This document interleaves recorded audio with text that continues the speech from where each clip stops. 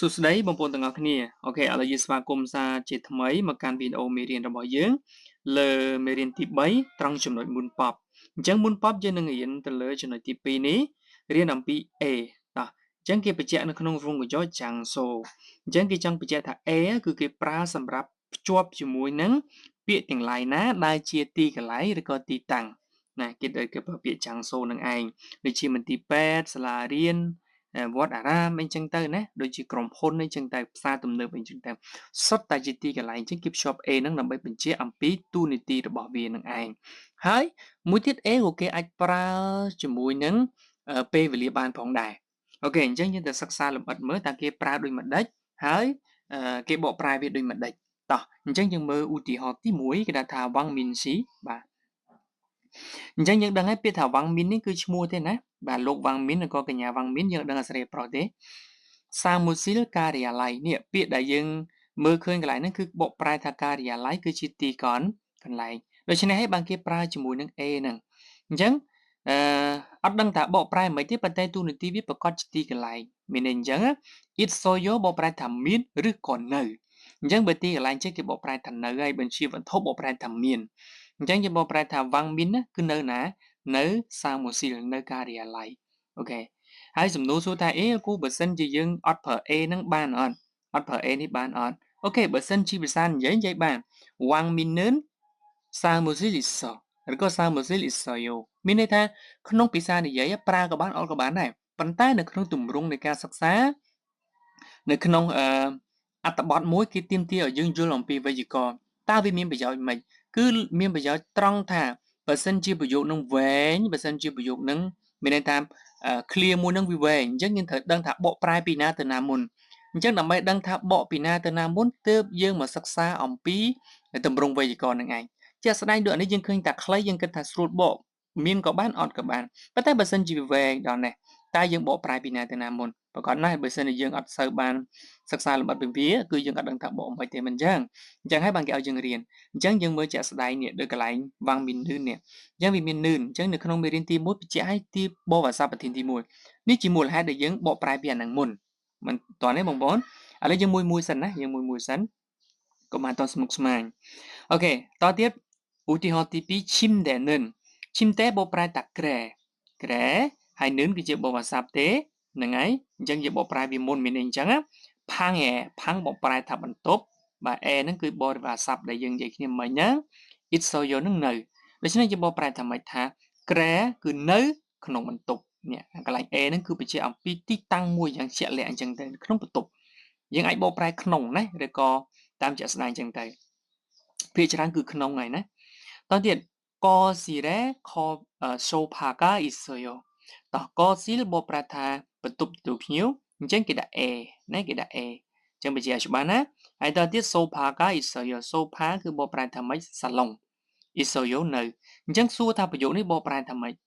ឡូវយើងមើលចឹងទាំងអស់គ្នាថាគ្រូប្រយោគគេបកអត់ដឹងប្រយោគតែងតែបកអាពាក្យនៅខាងមុខមុនណាឥឡូវយើងបកមុនមើលបន្ទប់ទទួលភ្ញៀវគឺមានអីគេមានសាឡុង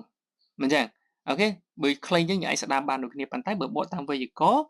នេះអាកន្លែងសូផានេះគឺមានបកអាស័ព្ទ EK លើគ្រូលោកចេះដើម្បីកុំឲ្យវាជាប់គ្នាវាមានបកអាស័ព្ទ EK គឺជាបកអាស័ព្ទប្រធានទី2ដែរអញ្ចឹងបើអត់អឿនបកអានឹងមុនហើយអញ្ចឹងយើងបកអានឹងមុនសាឡុងគឺនៅក្នុងបន្ទប់អូខេអញ្ចឹងទោះបីវានៅណាក៏ដោយគឺយើងត្រូវតែបកវាតាមទម្រង់នឹងមកគឺយើងអាចស្ដាប់បានហើយណាបាទអូខេអញ្ចឹងឧទាហរណ៍មានប៉ុណ្្នឹងទេត្រឡប់មកវិញ A គឺជាបរិវារស័ព្ទឬក៏ជាទម្រង់ដែលគេប្រើភ្ជាប់ជាមួយនឹងទីកន្លែងនៅក្នុងមេរៀនហ្នឹងណានៅក្នុងមេរៀនបន្ទាប់គេនឹងប្រាប់យើងអំពីពេលវេលាជាក់ស្ដែងបន្តទៀតអូខេឥឡូវយើងទៅមើលកន្លែងឧទាហរណ៍តែម្ដងតើគេឲ្យយើងធ្វើអំពីអ្វីយើងមើលទាំងអស់គ្នាណាផូគីវ៉ាខាត់ឈីផូគីបកប្រែថាឧទាហរណ៍បាទ why ដឹងហើយឆ្នប់ភ្ជាប់នាមយើងហ្នឹងបកប្រែថានឹងបាទយើងកុំទាន់ដឹងថាវាប្រើមិនឥឡូវយើងបកសិនមកណាដោយសារមេរៀនអត់ទាន់ដល់ទេខាត់ឈីជាមួយបាទអញ្ចឹងជាមួយនឹងអីទៅជាមួយនឹងឧទាហរណ៍មុនចាំងបកប្រែថាប្រយោគពាក្យថាមុនចាំងខុសអំពីអីគេឋានៈគឺពាក្យមួយមុនចាំងគឺជាពាក្យវែងដែលមានសញ្ញាខណ្ឌឬក៏សញ្ញាសួរឬក៏សញ្ញាក្បៀសអាហ្នឹងគេហៅមុនចាំងហើយតទៀតស៊ឺសេអូស៊ឺដែរនេះបកប្រែសរសេរបាទសេយ៉ូនេះសូមអញ្ចឹងសូមសរសេរ អញ្ចឹងយើងបកប្រែពីចុងមកវិញថាសូមសរសេរប្រយោគជាមួយនឹងឧទាហរណ៍អញ្ចឹងគេមានឧទាហរណ៍យើងចំនួន6តោះតើសរសេរមិនទៅយើងឃើញសាមូស៊ីលកុំព្យូទ័រគេមានពាក្យឲ្យយើងពីរតោះសាមូស៊ីលនិងកុំព្យូទ័រឥឡូវយើងដឹងថាការបកប្រែវាជាអ្វីសិនដើម្បីងាយស្រួលតោះសាមូស៊ីលបកប្រែការិយាល័យ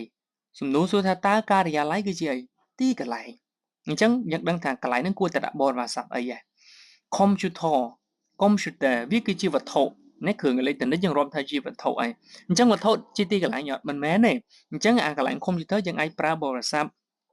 EK ក៏បានអ៊ឺនឺនក៏បានទាំងពីរហ្នឹងមួយណាក៏បានក្នុងមេរៀនទី1ទី2យើងអញ្ចឹងជាក់ស្ដែងគេដាក់ឲ្យយើងនេះគេដាក់សាមូស៊ីរ៉ាអញ្ចឹងបងប្អូនទៅសេពាក្យថាសាមូស៊ីមកមុនតាមនេះពាក្យហ្នឹងមកមិនអញ្ចឹងទេហើយត្រូវប្រើបរិយាស័ព្ទអីគេត្រូវប្រើបរិយាស័ព្ទ A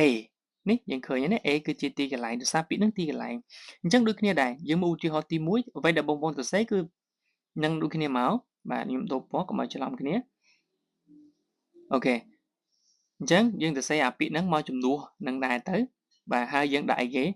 ហើយយើងក៏ដាក់បរិយាស័ព្ទ A ទៅតាមនឹងដូចគ្នាដែរនេះកន្លែង A នេះណាអូខេតោះកន្លែងហ្នឹងហើយបន្តមកទៀតអឺ computer computer អញ្ចឹងយើងមកជំនួសកន្លែង computer នេះមកបាទប៉ុន្តែត្រង់ចំណុចហ្នឹងគឺបងប្អូនទាំងអស់គ្នាគេត្រូវតែមើលដែរដោយសារតែ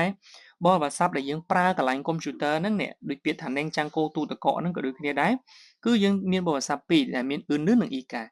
អ្វីដែលជាចំណុចចាប់អារម្មណ៍គឺអាហ្នឹងវាមានគិតស្រៈព្យញ្ជនៈអញ្ចឹងយើងមិនអាចចេះតែសរសេរបានទេជាក់ស្ដែងនៅពាក្យថា computer អញ្ចឹងសអវាបញ្ចប់ដោយស្រៈយើងប្រើការចុះបើសិនជាព្យញ្ជនៈយើងទៅត្រឡប់ទៅវិញថាបរិយាស័ព្ទហ្នឹងគឺមាននាម e ព្យញ្ជនៈការស្រៈអូខេ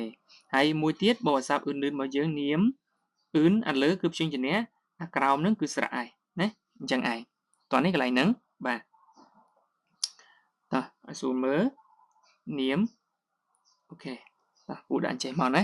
បាទរំលឹកឡើងវិញទៅចុះបាទអញ្ចឹងយើងសរសេរមកតាមជាក់ស្ដែងឥឡូវគ្រូធ្វើលំហាត់ទី1នឹងឲ្យមើលតែម្ដងមកចាប់ផ្ដើមយើងសរសេរមកភូអកបាទពាក្យទី1ភូអកអូខេអញ្ចឹងភូអកអីទីកន្លែងយើងត្រូវប្រើបរិយាស័ព្ទ A ដោយសារ A អត់មានប្រកាន់ស្រៈព្យញ្ជនៈទេគឺបានទាំងអស់អញ្ចឹងយើងកុំខ្វល់តមកទៀតណេងចាំងគោហើយយើងសេណេងចាំងគោណេងចាំងគោហើយយើងត្រូវប្រើបរិយាស័ព្ទអីជំរឿរបស់យើងគេទៅប្រើ EK បើសិនជាប្រើអ៊ឺនលឿនត្រូវតែសេវានៅខាងមុខតោះនេះបងប្អូនឥឡូវគ្រូប្រើ EK ឲ្យមើលសិនណេងចាំងគោស្រៈ O ជាស្រៈយើងទៅប្រើអីចឹងប្រើការចឹងណេងចាំងគោការក៏ទៅក្រោយប្រើទាំង6នេះគឺដូចគ្នា isoyo បកប្រែថានៅណាអូខេតោះឥឡូវបើថាអេគ្រូខ្ញុំចង់ប្រើអានឹងដូចគ្នាប៉ុន្តែប្រើអ៊ឺនលឿនចឹងបងប្អូនត្រូវទៅសេអញ្ចេះវិញត្រូវទៅសេថាណេងបាទចាំងណេងចាំងគោបញ្ចប់ដោយអីគេបើយើងប្រើអ៊ឺនលឿនណាស្រៈអញ្ចឹងប្រើលឿនណេងចាំងគោលឿនបន្តមកទៀតភូអកវិញភូអកបាទភូអកអីភូអក A ទីកន្លែងនៅតែ A ដដែលទេ itsoyo អញ្ចឹងប្រយោគទាំងពីរហ្នឹងដូចតែគ្នាទេណាគ្រាន់តែការប្រើប្រាស់បរិយាស័ព្ទខុសគ្នាតែនិយាយពីការចង្អុលបង្ហាញនិងការបកប្រែដូចគ្នាគ្រាន់តែខាងលើយើងបកប្រែថានៅផ្ទះបាយហ្នឹងគឺមានទូទឹកកកនេះទូទឹកកកនៅផ្ទះបាយដូចគ្នាមិនអញ្ចឹងប៉ុន្តែខ្ញុំចង់បញ្ជាក់ឲ្យច្បាស់អូខេអញ្ចឹងបងប្អូនទាំងអស់គ្នាសូមធ្វើទី2រហូតដល់ទី6មកណាធ្វើឲ្យ skin ឬក៏ថតនៅមេរៀនដាក់ចូលនៅក្នុងគ្រប់សំណួរចម្លើយយើងបានណាព្រោះនឹងកែមើលលំបាត់ឲ្យណាឥឡូវយើងទៅឧទាហរណ៍ចំណុចទី2តែម្ដងមកទី2គឺយើងនឹងរៀនអំពីអីគឺរីមផូកូបាទគឺរីមរូបភាពផូកូមកពាក្យផូដាមើលចឹងមើលរូបភាពដូចខាងលើដែរទេបងប្អូនដែរទេភូគីឧទាហរណ៍វ៉ានឹងខាត់ជីជាមួយអញ្ចឹងជាមួយនឹងឧទាហរណ៍ខាងក្រោមអត់មានខាងក្រោមទេជាមួយនឹងឧទាហរណ៍ទេវ៉ាបបប្រែតការសន្ទនាវ៉ាន់សងហាសេយោវ៉ាន់សងបំពេញសេយោទំនងស្នើសូមអញ្ចឹងយើងបកប្រែពីណាមុនបកពីភូកូតោះមើលរូបភាពណាមើលរូបភាពឬក៏មើលរូបបន្តមកទៀតសូមបំពេញសន្ទនាជាមួយនឹងឧទាហរណ៍អូខេអញ្ចឹងយើងមើលឧទាហរណ៍របស់យើងបងប្អូនអញ្ចឹងយើងទៅមើល Poki របស់យើងតែម្ដងអញ្ចឹងរូបភាពដែលបងប្អូនកំពុងតែឃើញគឺជាមន្ទីរពេទ្យណាផ្ចង់វ៉ុនអញ្ចឹងសំណួរយើងសង្កេតឃើញថាសំណួរគេដាក់ឲ្យយើងស្រាប់ chia chùm viên đầm bố dương cùng mi rằm thật chữ các bạn chùm mùi năng cắn xua mấy tới ok còn bạn cùng toàn chăm bách chẳng nhìn thời ta chết lao dần á chẳng dùng đủ cái đã dương srap hay cái đã thàn nát chán nắn xị nát chán nắn mua xị nó cứ sầm lại từ lờ bây giờ bị ca cua xong một phải lỗ rồi có cả nhá ở đi cái lại ná ít soi vô nó nở nè chẳng mình tha ta lục nát chán nắn có cả nhà nát chán nắn nó nở nà nếu không mới riêng video muốn dân ban mưa cái lạnh son từ này hay nát chán nắn nó sẽ bro chuyện chuyện thay mình chẳng ấy ok chẳng dân mưa chậm lại cứ cái data trong vốn này ít soi vô mọc trong vốn pet ít soi vô nó nở chẳng nở pet chẳng như thật đã bao giờ ấy cái trâu và chẳng dương mớ lấy mũi rồi hốt đó lấy mán lấy buồn chẳng lấy phớt đôi khi mạo đại dương dùng nốt đăng tàn chẳng à bây đại dương bộc với một bên tăng rụp hiểm chẳng hạn này cứ xịt tăng và chẳng xịt tăng ấy chẳng thì cái lái xịt tăng ấy cái tôi cái đó dương thật đã ít xó vô bút sinh thái từ lớp biết thành nơi chẳng ta bốn ít xó vô đối cái này ở bây dương từ sẽ tàn được món á ok rồi chẳng trong video nó dương miền tại phần nắng video bật top trên là sắc xa chúng muốn son tình nghĩa TP mà to tiền